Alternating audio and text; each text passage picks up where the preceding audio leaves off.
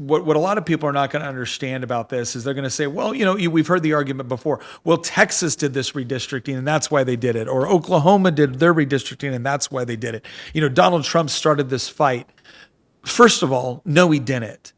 Democrats largely started this fight because when you actually look at the way that New England states are gerrymandered, when you look at Illinois, the worst gerrymandered states in the country are deep blue states where they work overtime to ensure minimizing Republican representation. And forget gerrymandering for a second. There's a reason why Democrats love illegal immigration, and that's because congressional seats are apportioned not by U.S. citizens in a district, but by the total number of population in a district. So a lot of these illegal immigrants in places like California has more congressional representation than it should if we were actually looking at it from a citizenship standpoint. But be that as it may, I don't like the fact that congressional seats are apportioned by population as opposed to citizenship, but that's the law. I don't like the fact that Colorado or that Illinois has gerrymandered their state, but they didn't technically violate the law when they did it. And by the same token, Texas didn't violate the law when they decided to redistrict. Oklahoma didn't violate the law when they decided to redistrict.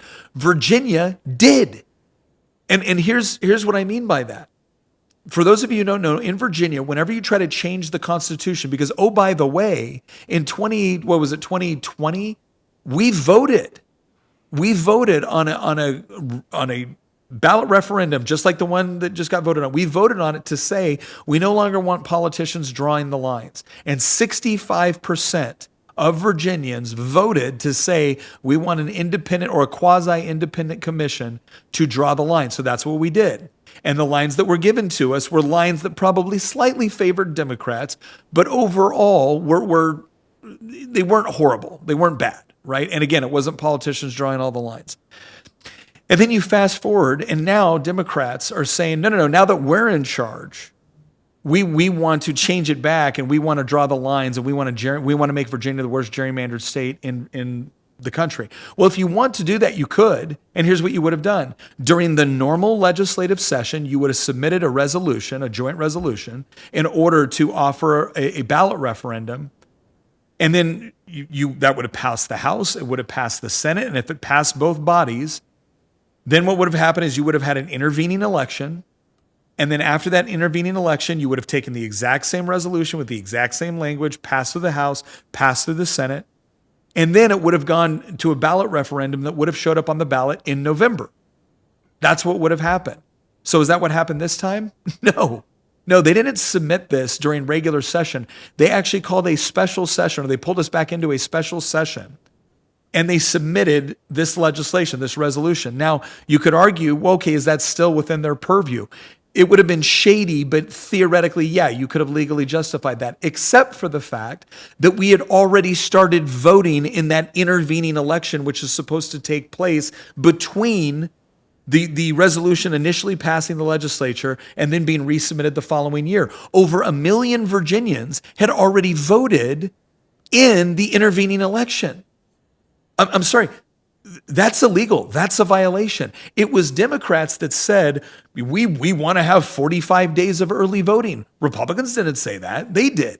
And so we pointed out, it's like, okay, but the problem is you're supposed to have an election in between, and that election has already started.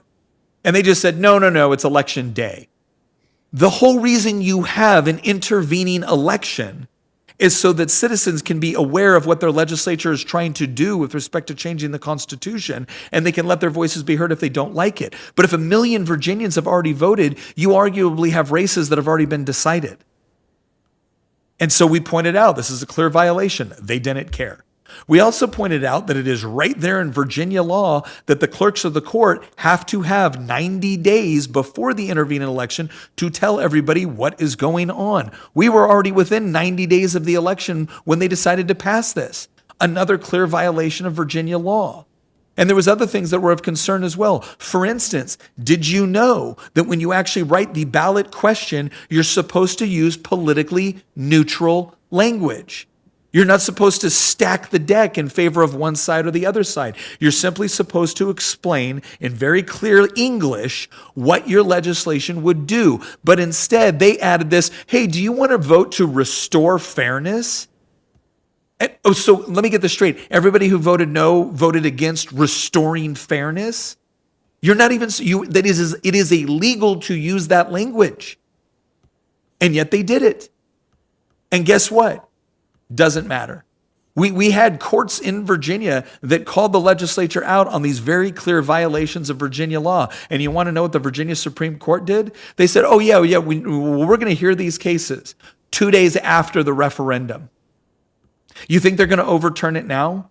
You think despite the fact that the Democrats clearly violated Virginia law, clearly violated our constitutional process, you think the state Supreme Court's going to come in and say, oh, never mind? No, they're going to use this as, well, no, this was the will of the people.